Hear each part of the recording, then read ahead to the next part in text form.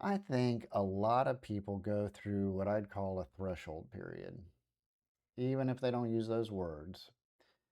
It's the phase where the old map stops working, the inherited language starts slipping, and the answers that were supposed to hold everything together stop feeling alive enough for what you're actually experiencing.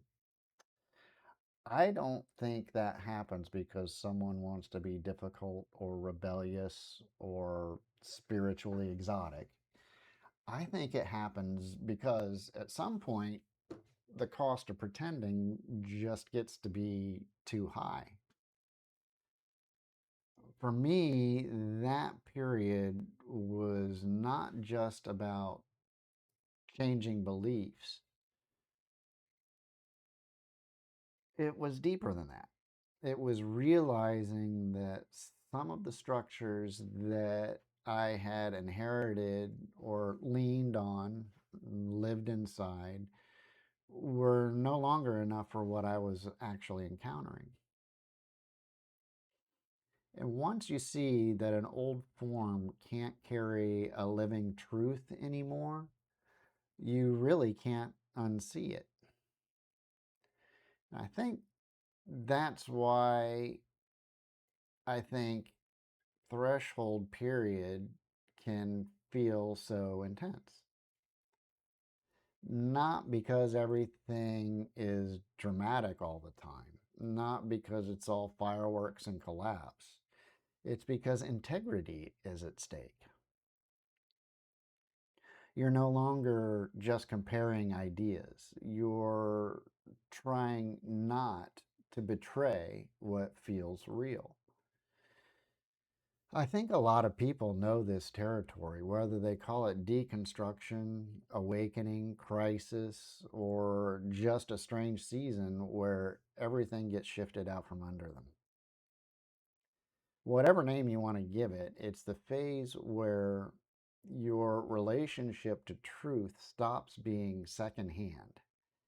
And that's a big shift because once direct experience starts mattering more than the inherited language. Once the inner life gets louder than the approved script around it, you're in different terrain. And that terrain can be beautiful, but it can also be disorienting. Oh, for what for me, what helped during that period was anything that brought me back into honest contact. Silence helped, reflection helped, meditation, direct experience helped. Practices that cut through the external abstraction helped. Real questions helped. What didn't help was trying to rush into a new certainty just because it looked like the old one had cracked. I think people in threshold periods are especially vulnerable to answers that feel deeper. Maybe just because they're dressed better. Something can sound deeper, look deeper, feel more charged, and still just become another structure you hide inside, another trap, another cage.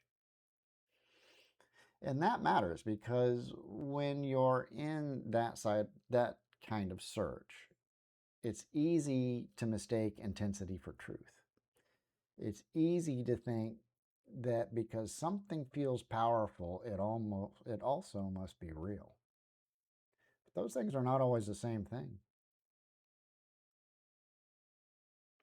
At some point, though, something changed. Not because every question got answered, not because I found some perfect finished system, not because the complexity had disappeared.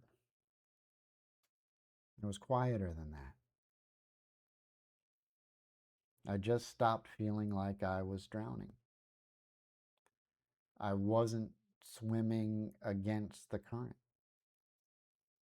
I had broken free of the undertow. The search was no longer mostly about rescue anymore. And I think that's an important turning point. Because once the rescue mission is over, a different question begins to show up. It's not about what saves me, not what I'm allowed to believe, not which label fits best. The question becomes, what keeps this honest, awake, and alive? To me, that feels like the beginning of stewardship. Less panic, more responsibility. Less trying to escape confusion and more learning about how to care for something living without smothering it, performing it, or turning it into an identity. The danger is no longer only false belief or dead forms or spiritual starvation. The danger becomes drift, sleep, performance, going unconscious inside something that once woke you up. And that's where I think a different kind of work begins. Not just in the breaking apart, though that matters, not just in the revelation, that matters too, but in what comes after and how you stay in contact with what is true without turning it into furniture, without making it branding, and without turning it into a costume instead of a life. That's the territory that I'm interested in now. What happens after the old map stops working? What happens after the rescue mission? What does it mean to keep a spiritual life honest, awake, and alive? And that's what I want to explore here. Welcome to Esoterically Natured. I'm David. Please like and subscribe. Comment below and let me know some ideas and topics you think that I might be good at talking about, even if you know I know nothing about me. Make it up. We'll see what comes out. We're going to do this. We're going to do it.